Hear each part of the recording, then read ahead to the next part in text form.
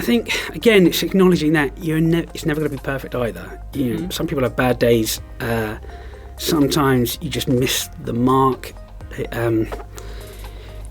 You are constantly trying to identify what any individual, what their sweet spot is, what their strengths are, and really utilise that and bring that to the fore. We want to make a song and dance about that. We want to push that as hard as we can. Then you've got the other bit of going, well, there's a bit of the area that they're not so good or a bit weaker on. So you want to coach and constantly evolve that skill set, that piece of their, what they can offer professionally, but also culturally. Thank you so much, Peter. I appreciate your time and everything else. And you've got such a colourful history in terms of good shit you've done. So I'm looking forward to hearing about it. I'm glad you swore first, because otherwise I would be fucked. So, Okay, fine. I'm sorry. No, it's good. Yeah. Set the tone. Yeah. Okay, good. Right. So, kicking off straight into it. You're founding Director Anomaly. Co-founder. So got to make sure it's equal. Yeah. Fine. What does that look like in a day to day? Fuck knows. It's a chaos. I don't know. Day to day. I don't know what's. There's no form to it. It's. We're 20, 25 person business. In terms of it having a formula, I don't know. I think the key principle of the practice since me and Liam ever set this thing up was Liam Spencer, who's the other co-founder and director. It's not a name practice. Started as Stairway Architecture, we're now Anomaly, but it isn't Spencer and Esposito. It's the basis of this is taking some of the things that were great about traditional practice and what you normally get with named practices like Foster & Partners or Richard Rogers or anything like that, is we're not sat at the top of the table telling or directing the team around what design, do a little sketch and you have to just follow our suit. It's very much around coaching, supporting, giving the team as much agency and autonomy to take ownership of the schemes, of the designs, and supporting them to do that. That's it. So there's not they're kind of this rigid structure or what does that look like day to day. It's a little bit chaotic, sometimes informal, sometimes too informal. And that's it. Do you actually get stuck in terms of creative process and actually doing design? If I'm involved in the creative process, it's a fucking nightmare. I should be far, far away from that. It's right. It's acknowledging what you're good at. What do you do? Accounts? Yeah, well, not even that. No, I don't do that very well either. I really shouldn't be here. I shouldn't do it. I love it. Don't worry, it's all good. I'm blithering idiot and day-to-day moron. And acknowledging where you've got fucking awesome team, and that's what I'm good at. Is making sure the long-term process of this is building a team that's got a great culture, a great team. And it doesn't mean that everyone's the same. In fact, the opposite. We hire a bunch of nutters, but they've got wildly different personalities, wildly different interests, but they all respect each other, they care for each other, they value each other's opinion. Yeah. That is bliss, to have that. Yeah. And, we learned the hard way of, we grew really quickly, we set up, and sometimes you didn't get the perfect team. We also used to value the absolute skill set over culture. We've now completely flipped that around. Culture is everything, and we can coach the rest. And that's where we can get a really great team. Thanks for saying what I normally say. Totally on board with you. I get that. Diversity is wicked. As many different characters and backgrounds and everything as possible is wicked. If you're managing to do that and bring them all together to sing in a choir and sing harmoniously, you're smashing it. That is a skill, bringing that all together and getting that swinging sweet. But brand is a big part of that. Culture is a massive part of that, right? Yeah, I think again it's acknowledging that it's never going to be perfect either. Some people have bad days. Sometimes you just miss the mark. You are constantly trying to identify what any individual, what their sweet spot is, what their strengths are, and really utilise that and bring that to the fore. We want to make a song and dance about that. We want to push that as hard as we can. Then you've got the other bit of going, well, there's a bit of the area that they're not so good or a bit weaker on. So you want to coach and Constantly evolve that skill set, that piece of their, what they can offer professionally, but also culturally. And then there's also the acknowledgement of they ain't ever going to be good at something. They might be dog shit on a certain skill set, and the ability to acknowledge that, and myself included, going, you ain't ever going to be good at that. Now, that's fine. No one should ever pretend they're going to be perfect at every aspect of this. Yeah. But, having those conversations, having those relationships with the team, that's where, again, we can identify all those things and, build a really good culture and, that sense of trust and encouragement. Basically what I'm getting to, again, on all of this is part of the encouragement and the support with what we try to do with the team. We don't always get it wrong. We make some massive missteps, and I'll always accept that. But encourage them to make mistakes, make fuck-ups, because if everyone's so cautious around trying to be perfect all the time, you end up being too concerned around making mistakes. And actually, that's not the game. The game is, to push, to test, to try, and constantly challenge what you think is the norm. Of course, there are certain pretexts of doing things in the right way, the conventional way. There's lots of efficiency in that. There's lots of goodness in that. But you're not going to evolve. And encouraging the team to push in the knowledge that they are going to make some fundamental mistakes, great. I don't give a shit if you make a mistake as long as the intent is right. If the intent is there, we'll back you all day long, we'll work with you to fix it, sort it out, adapt and get better. If you make a mistake with a bad intent, different conversation. I quite like that. I don't think I've heard that before. Not encouraging mistakes, but kind of just encouraging, like making it a safe space. Yeah. That's and it's not a safe space just to go mental all the bloody time. Oh, why not? Oh, come on. Yeah, let your hair down. Well, that's what I get bollocked for from everyone. Is being a moron. But it's get the fundamentals right, but don't be scared about cocking up. Yeah, that's wicked. That's good. That's a great culture. I think so. Yeah, people flourish in that. People thrive. People bring them whole selves to work and all that other good shit. So it's like, yeah, you're winning, aren't you? Whenever we're winning, it doesn't feel like we're winning all the time. But I like it, so it's all good. Yeah, no, it's good to hear. And I think anyone that's we get people listening from design director level. I mean, I don't know, to be honest, who we get listening. I can't really see, but I just get comments from design directors right down to juniors, like saying thanks. That's really inspiring.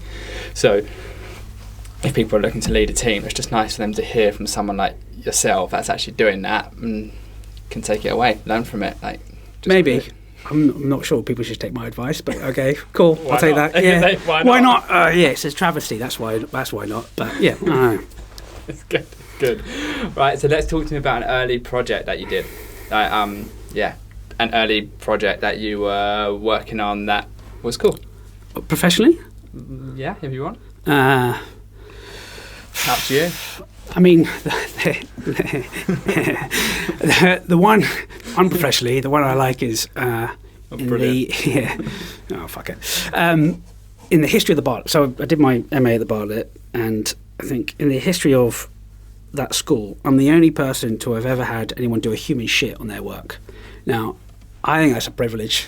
I'm not sure how other people would think that, but my whole sort of fifth year project was around homelessness, and it was called Scattered Domesticity. It's a really wanky name, but the premise of it was around engaging sort of and understanding homelessness and not pretending that you can just solve it through some architectural thing, because it's all around anyone that does like a homeless scheme, it's around celebrating what the architect's done, how good you are, how wonderful you are, but no one ever does it, no one ever builds it, no one ever actually spends the time to fix the problem. It's like, look at this really cool scheme, I'm morally fantastic. All right, flip it the other way. Some people will always be homeless, but there's always going to be an element of people sort of being nomadic and on the streets, and actually can we create spaces that make that work, or at least test how that might come about.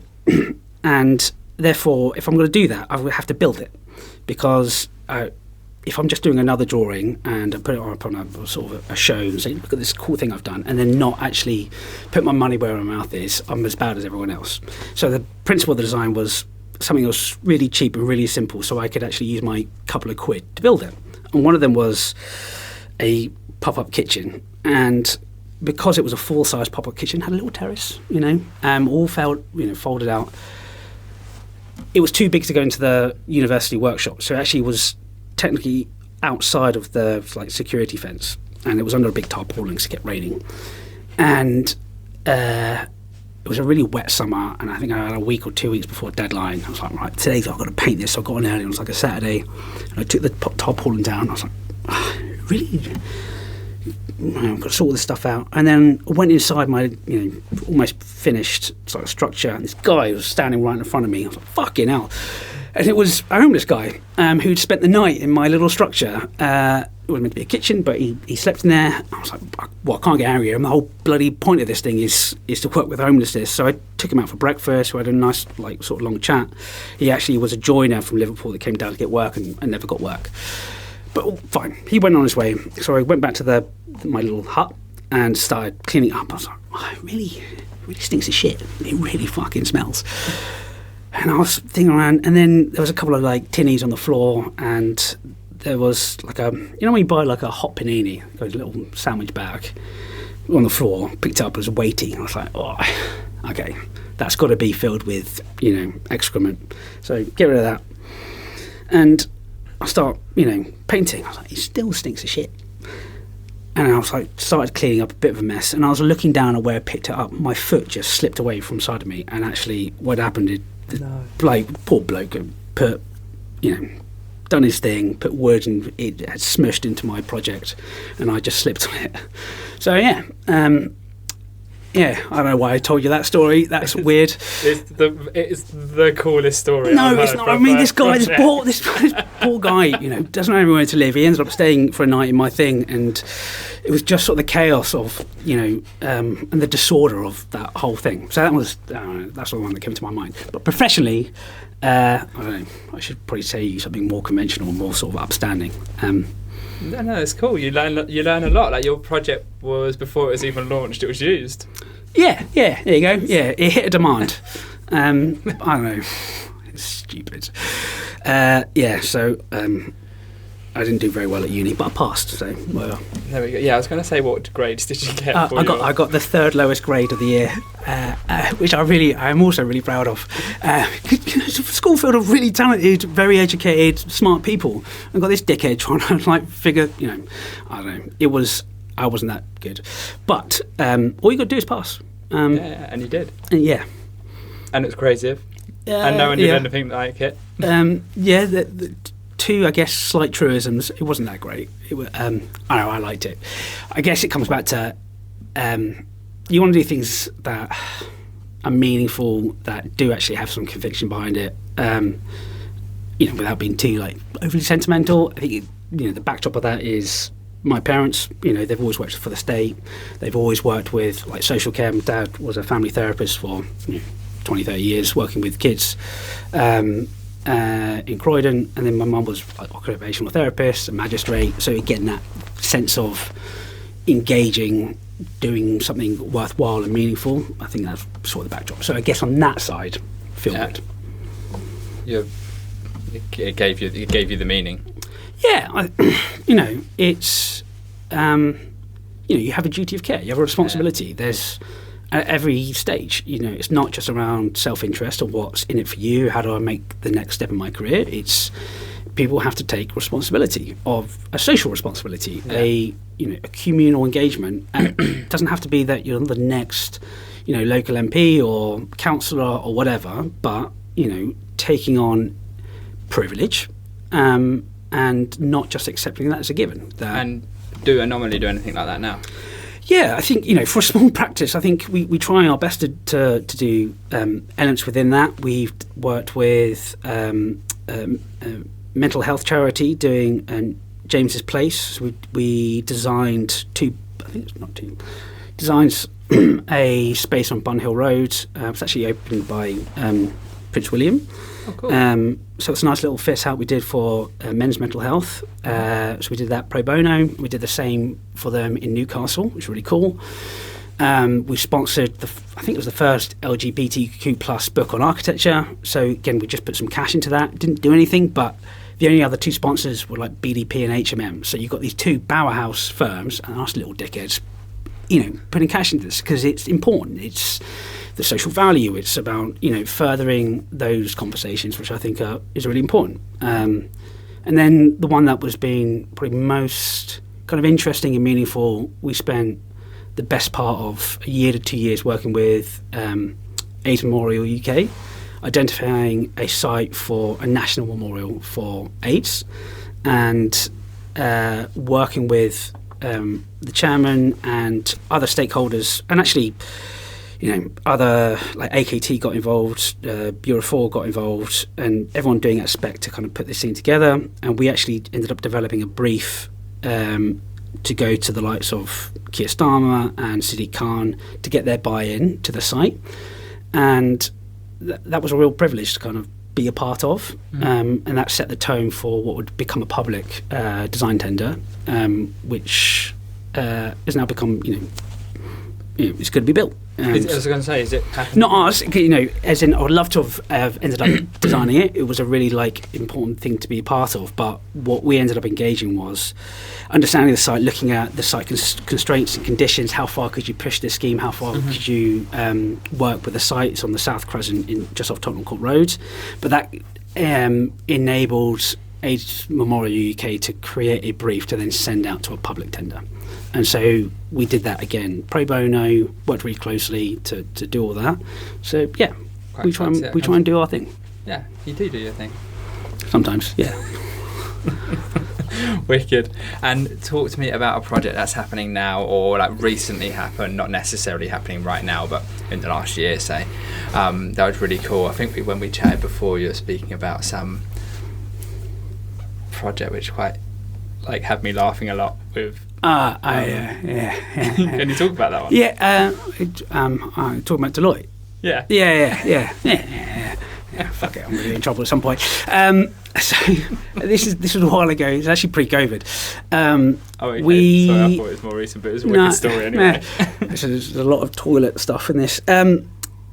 We ended up getting appointed, heavens knows why, to design the what's going to be the HQ for Deloitte Digital, and they were moving into 66 Shoe Lane, and they took like half the space.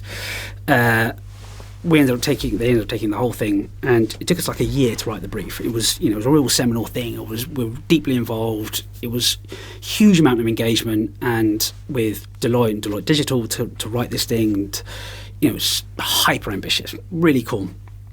And because the brief was starting to really collate around the experience and what it felt like to be in the office, not just to work, but how a lot of it was about R&D and collaborating and workshopping and testing pieces.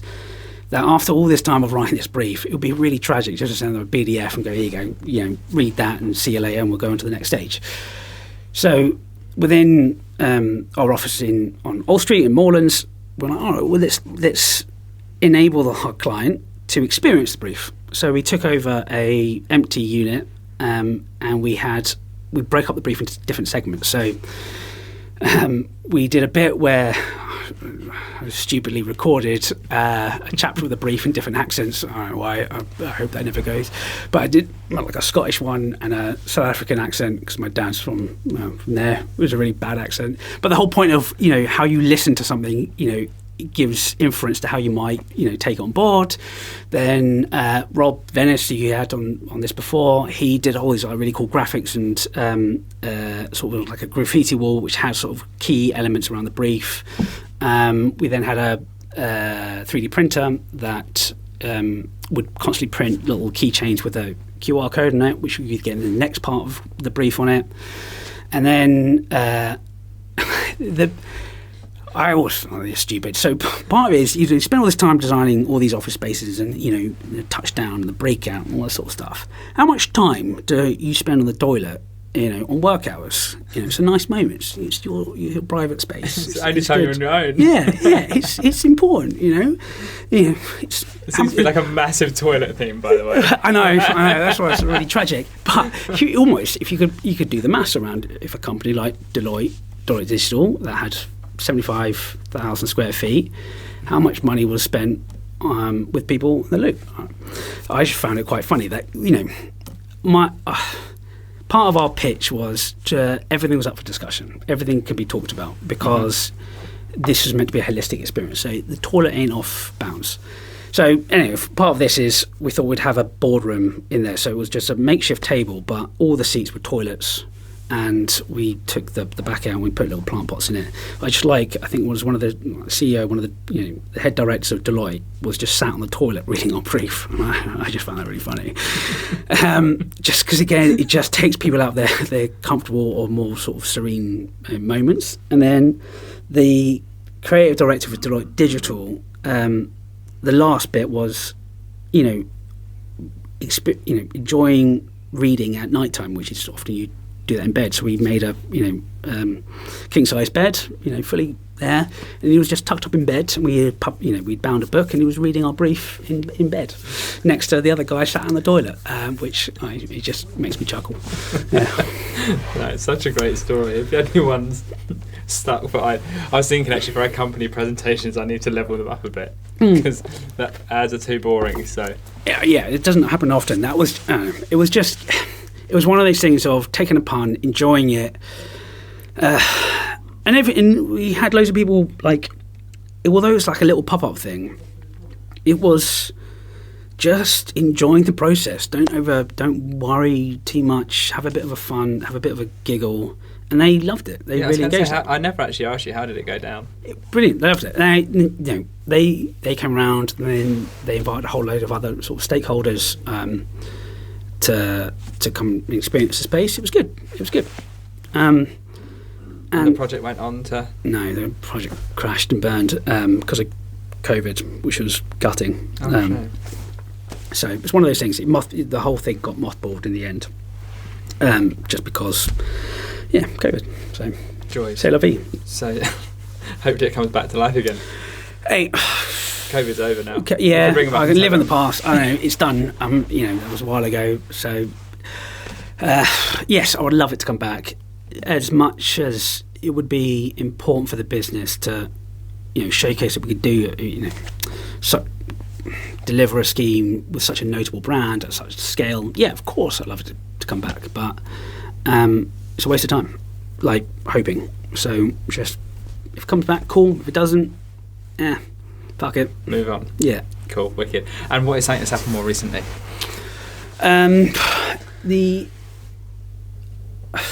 Again, probably the thing that's most important and most recent is Curtain House, which is a Grade 2 listed building in Shoreditch, is where Blue's Kitchen is.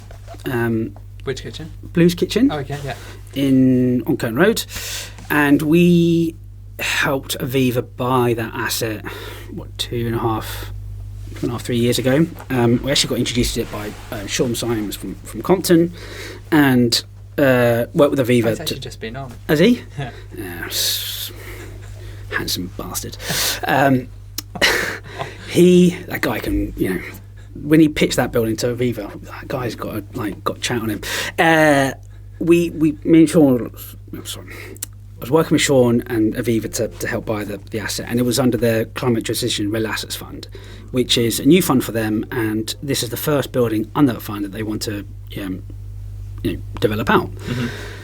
I mean, as the first project to go for, bold, Grade 2 listed, no record drawings. It was built, the building's actually, circa 40,000 square feet. It's actually made up of 6 or 7 different buildings. The first one was built in 1870. The last one was built in 1910.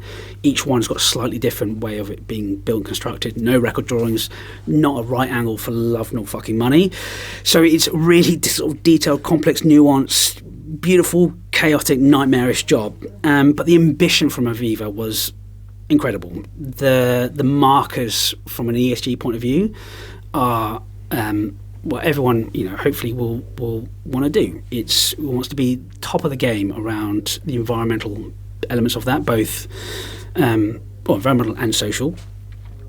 And Aviva were really good at telling us that they weren't going to appoint us, saying we don't want to work with you to help us buy the asset. Because of their governance, they can't just directly appoint, which is great. At least they were clear. But then we obviously, they guaranteed us the ability to pitch on the scheme. So I think we were one of 4. And it was kind of an all or nothing. It was a big risk for us to go for it. And Lucy, then Harrison, now Hilly O'Reilly, basically led the concept of the pitch, and it was mad fucking cool. It was wild.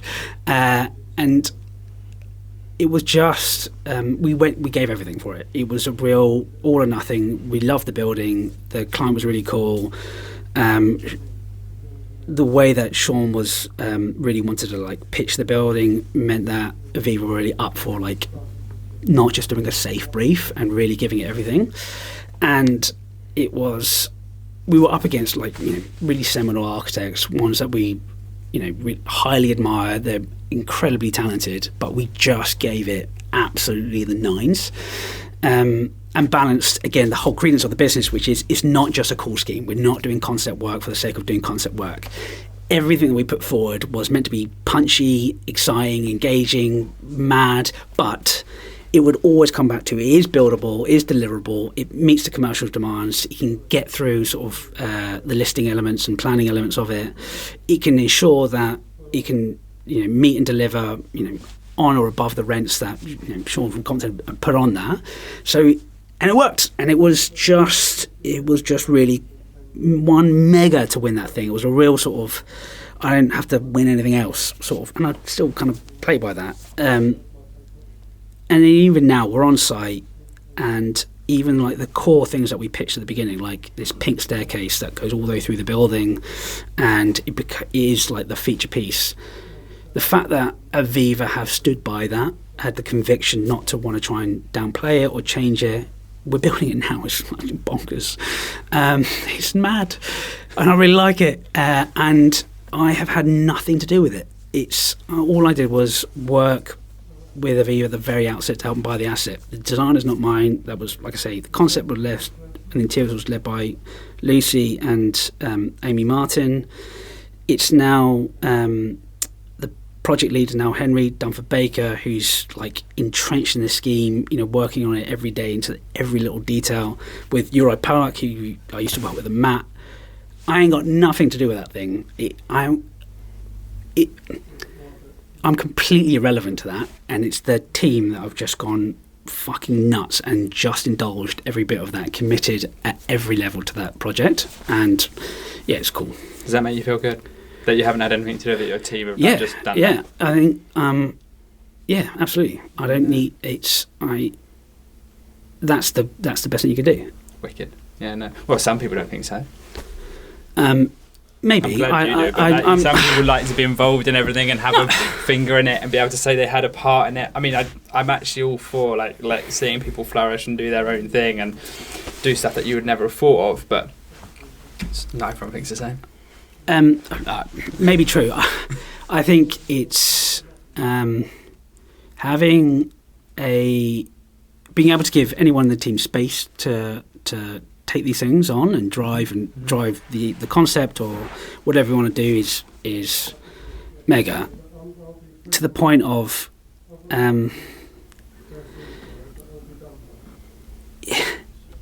they end up making you kind of look at things a different way, and it's challenging and it's inviting, and it's I don't know what I'm sort of saying. It's just fun. I just enjoy. It's fun, and the process is cool. I don't want to have a career where you spend 15, 20, 30 years trying to get to this accolade of winning, awards or whatever it might be. I want to enjoy the process. I want to enjoy the people I'm working with, both within the team and the client and the rest of the professional team, and that's it. And that to me is all anyone should want. It's just all I want. That's cool. You got a goal. You got Yeah, I don't know if that is a goal. That's just it. Maybe that's fun? that's. It's not even having fun. Again, it's like this idea. Do you want to have fun? No, fucking. Sometimes the days are hard. They're long. They're twisted. They're angry. They're bitter. Sometimes it's not about just going. We're having fun, and this is going to be rainbows and dances and skipping down the road. Not at all. It's you want to do shit that means stuff, and you care about it, and it's hard and it's difficult and it's exhausting, but it's you're content. I want to come out with a contentment, and that's not the end. It's all the time that what I've done, what the team have done, what anyone's done is of value, worthwhile, and contentment. Not just indulgent happiness. It's more than that, and to me, that's the content. Okay, that's cool. Yeah, right, I don't know if that's right. No. Of course it is. Like, it's all about finding your own inner thing, isn't it? Whatever your thing is, like fun or making a difference to the world or going on an eco warrior trip or like whatever your thing is, and that's cool. So I'm up for that. Cool, magic. All right, well, that sounds good then. And talk to me. I don't want to actually. I want to come back to that though, but I do want to hear more about this project, the pink staircase, and all that. Gubbins, what are you doing inside? What's happening inside? Yeah, but I mean, that I can't answer because I just don't know. But you've seen it. Yeah. So, especially with like listed buildings, it's the key thing is it's curation of intervention. We're working with really cool, beautiful buildings, and it's the joy of working with the existing, and therefore you don't have to come in and put your stamp on it to make sure it's an anomaly building. It's celebrate what's already there. So all the stuff that we've done is around what's the least we can do to give the biggest impact. So like the staircase coming through is, we have to do that because at the moment the existing staircase was compromised. It only had one lift, so we've had to redo the core, but it works within the confines of like the shear walls and respecting the plan form of the listed building. But this thing is a real, like, anything we're adding in has absolute clarity, that is contemporary, that is new. So in a way sits in a nice contrast to the existing fabric. So that enables it to complement rather than doing like a faux or a pastiche of what was there. So this big staircase coming through, we are turning sort of the loading bay into sort of the reception space, and it's the challenge of the building is because it has Blue's Kitchen in the ground floor, we've got a very limited space, so it's quite thin and narrow, but we make the staircase like fully visible to encourage like passive use of the building, and the lifts are hidden. On the upper floors, again, the blend of exposing and celebrating the original like timber slatting on it, but then you could go, we have to celebrate everything. This has to be everything on show of the original. Well, it ain't going to work for a modern occupier, a modern user. And if you don't do that, then it's not going to get used, and all the effort, money, time spent to repair and refurb the building is pointless because no one's going to be in it. So again, some of it's got very, very unsexy, very sort of boring elements around a drop ceiling with services in it, but makes it flexible, usable, all the sort of bits and pieces. Well, we're repairing all sort of the crystal windows, sanding down all the existing timber, even keeping some of the original sprinkler system, which has been an unmitigated slog to kind of do that. It doesn't even work, and yeah, it's I don't know. It has been reticent to say labour of love because it doesn't feel like we've loved it all the time. I want to fucking throttle the bloody thing. It's been an utter privilege, and so every decision we're making is in the context of being a privilege to kind of work on this building, and anything we do is to elevate it, make it better, and make sure it's a seminal piece for not just the day it completes, but 50, 100, whatever years' time. Yeah, amazing. That's wicked. I can't wait to see it, to be honest. Me too. Yeah, it'll be good. Because you haven't seen it, you don't know what's going on. No, I've seen it. I've been around. Yeah. No, it's cool. And you were mentioning just before that about, how do I put it? You were talking about being content. Yeah. With where you're at, what you're doing. Yeah. And that's cool. Talk to me about a dream, though, a dream project or a dream. A dream? I can tell you about a dream, but maybe not appropriate. But what would you love to do? I don't know. I guess that would be the one bit I struggle with, and maybe that's why I leverage being content, because I don't have necessarily a dream or like a dream project or whatever it might be in the future. And either that's because I haven't got the courage to own what I want to do. That's a failing, maybe potentially, or it's an acknowledgement on. I find it so exhausting every time. It's like, you've got to have this thing. You've got to focus on, the next level you want to get to, or you need to earn this much, or you need to be working on this scheme, or that sort of stuff. Like, you can spend so much time worrying and thinking and being concerned by where you need to get to, which is fucking nuts. It's insane as an idea when you get to work with all these mental cool people and have a really nice life, and it's you just enjoy the moment and you enjoy what you're doing. And when people go, what's your thing you want to do in the future? I don't know. So on one hand, I flip back and forth, and I struggle with whether I should be more clear on what I want to do and where I want to get to. But I think I have been incredibly fortunate to have stumbled into I have stumbled into it. I'm into a career and an opportunity where I have achieved a great deal, which is really nice, lovely. I don't need to do more. Not that I don't want to. I push. I work really hard. I work my arse off, but it's not going to mean necessarily anything more than what I've got now. So, dream project. I don't know. There's definitely loads of things I would like to do, work on, and have some fun with. I think if it came to it, it wouldn't be a dream project. It would probably come down to if we could affect policy. I think if Anomaly or I as an individual could find the space, the time, and the leverage to affect policy, that would be worthwhile, and that would be a career worthwhile. What policy? And again, I don't know. It's kind of interesting with all the conversation around planning reform and how that should change things to make developments better, easier, more entertained in terms of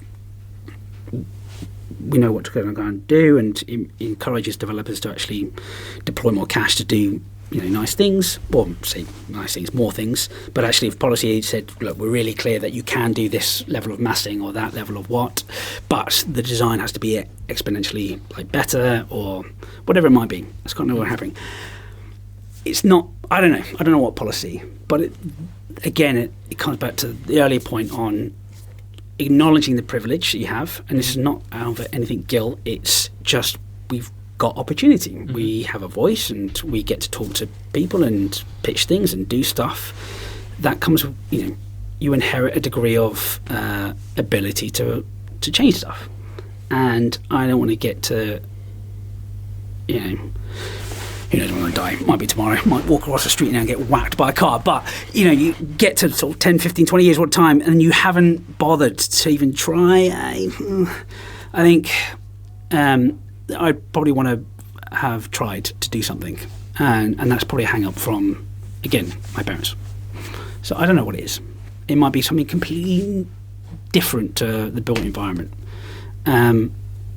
It might be, I'd imagine it'd be something to do with it, but I don't know. But I think it's around not doing a project which gets to celebrate my ego or the company's ego, but something that can be quiet in the background, but has meaningful, deep, and long-term effect for the good. That'll be it. Hopefully homeless people. Yeah, it may well be. It's... I don't know. Yeah, be cool to do that. It would. It might, I don't know. It's cool. That was wicked. You were also chatting before. We were talking about a project that was a massive deal for you, like in terms of it meant a lot for you to win it. It was a real tough one to win. Wasn't that Going Else? Wasn't that not? Yeah. Remember? Yeah. I can't remember what it's I know. called, Yeah, though. I'm not sure. I won't say the name of it because it's still in progress. Okay, sorry. No. Oh, good. I was thinking about. Yeah, fucking. Yeah. You probably will say the name in about 5 minutes. Yeah, probably. All right. So it was a project. I don't want you to get in trouble. Yeah, I will. I already have got in trouble. I'm going to get in trouble all the time. It was more. We'd worked with a client, kind of good mate of mine, and looked at fucking loads of stuff. And the first one he had brought was in a northern city, and we'd done all the sort of the bid support to validate the underwrite and the value, the upside. Excuse me. And it was going to be an office building. Yeah. Really cool. It was a big asset, and we worked all the way through it. But it was a podium, an existing podium, like ground and first of F&B, and then 2 or 3 stories of car parking, and then there was an office tower on the side. And I was like, well, the most expensive thing of any asset, especially in the city, is the land it sits on. You already brought that, and you've got fuck off load of space that you can put another tower on it. So even though we were working through working through stage 1 and completed that for the refurb scheme, we did a little bit of spec on massing and a tower, which weirdly, it worked. Like the principles on planning policy in the area and like tall building policy, how it would knit into the existing building, all that sort of stuff, ended up meaning we probably could deliver like a 15, 16 story like tower, maybe taller than that, on the building without having to buy the land. And the IRR on that looked pretty healthy. So healthy, in fact, that the client was like, this is great, we'll definitely have a look at this. I was like, ooh, I'll smash this one, we're going to the big time. We've made it, we are there. Scorches into the sun, we are done with pitiful little things, we are like there. And that'll be all the way. Taking on the big boys. We're there through and through. And then they went, actually, we're going to tender this thing. And I was like, fuck, okay, what do you mean? And then, no, we're going to, it's so big, it's so important, we're going to put it out to a design tender. I was like, shit, okay. And I can't remember who everyone was on it, but one of them was Gensler. Bloody hell, Gensler! The first design company to turn over £1 billion in a year. It was really. We pitched really hard for it, and did you? Yeah, like we. We put it. We went for it, and lo and behold, and I kind of get it in some ways. It's. We started on that bit with, it must be 4 or 5 years. So it was a massive scheme. And so you're going, all right, I can go with Gensler, employ like 1,000 architects across the world, or more than that. Been going for 60 years, done towers, Shanghai Tower, fucking mental. We can go with these guys. Anomaly was just like, ooh. And so we didn't even get shortlisted to interview, and it was actually devastating because I was like, I really cared about it. I felt like we'd been really seminal when I'm picking the idea and the opportunity, and then not to get it to the next step was gutting. But the client was really good about it. I totally understood their point of view, and I think it was just that. It was an honest acceptance of why they made that decision. Totally get it. Mm-hmm. Still doesn't mean it doesn't. Of course it hurts. So, but get it. Probably cried a bit, and quite loads, and then left it, and then didn't think of anything of it for like a year and a bit. Meantime, we were like, I was dicking around in Glasgow trying to get work up there for no good reason, but we were working there. Got invited to a dinner in Glasgow, went up there just for the dinner, which was a really bad idea. Ended up sitting next to the new DM of the same client, who hadn't worked there before, didn't know him, and he had a presentation to their internal investment committee board the next day. And they're like, I've got this thing, I've got this asset, I've got to look. I was like, what is it? He's like, it's this job, which was the one we all looked at. I was like, I know that building really well. It's like, nah. It's like, what do you need? It's like, well, we're looking to actually convert the existing building into resi. I was like, all right, well, what do you need? It's like, well, we need to run the numbers, like all the unit numbers, but it's tomorrow, so I'm not going to get it done. It's like, we know the building really well. If that's what you need, we'll get it done. And this is what, 8, 9 p.m. So I go outside, I call Amy Martin, who is a legend. She's a machine, that woman. Insanely talented, but also ferociously fast. Call her up. I'm like, mate, sorry, I'm really sorry, but it's really bad. She's been with us pretty much since day one. It's like, I just need your help to run some numbers, like some unit numbers. And she shouted at me for a good 15, 20 minutes. I was like, yeah, but okay, it's done. Go back inside. Literally 30 minutes later, I get a WhatsApp from Amy with the massing proposed and the existing building with typical floors and all the unit numbers and areas. Don Bosch in front of them. It's like, how do you do that? It's like, you asked, we have delivered. And Don't then ask me how. yeah, I'm in trouble with her husband. And yeah, basically, long story short, on the back of that, we demonstrated that we really cared, we could turn around, we understood the commercials of it, and we did loads of spec on it, but it was a real commitment to the principle of that idea. And yeah, back on. So You're back up there, big shooting, big again. I mean, it's still taking ages to kind of get there, but it was one of those just taking a punt again of, I think it's the commitment to go for these things and to constantly take the opportunity to push. I don't know, that was good. It meant a lot to I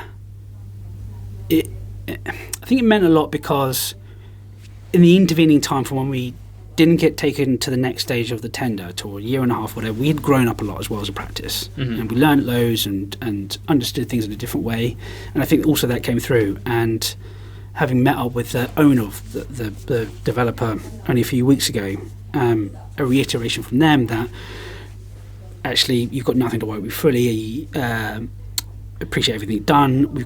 You have our full conviction and commitment to doing this project, and we have got no concerns with your ability to do a scheme of this scale. It's like 200,000 square feet, some 450 units. It's a big piece, and so to have the owner tell us that they're fully sort of committed to working with us as we unpick that asset, it's great. Wicked, amazing. Yeah, and you pulled it back. Yeah. Celebrate. Yeah. All right, Ginsler. No, I used to work there, and they are bloody brilliant. I do like Ginsler. Yeah, they are very, very good. They do loads of panel talks for us, and their knowledge is just phenomenal. Yeah, you can do that when you're making absolutely creams amount of cash. But yeah, no, they are good. No, they are good. Right. We are nearly on time because I get told all the time that my recordings is too long because basically people are really interesting. I just keep asking questions and it doesn't stop. So this is a really short one? No, it's not. You won't believe it. It's been 40 minutes. Oh, God. Okay. It's crazy, isn't it? Yeah. So any last words before you wrap up? Fucking no, not a chance. What am I going to add? Nothing. Be nice. No. Why last words? I don't know. Okay, there's not first words, is it? First, no, I've got nothing important of value to say. No, not in the slightest. Wicked. Well, thank you so much for joining. Right. Pleasure. Sorry. It's wicked. Yeah. Thank you very much. Cheers, mate.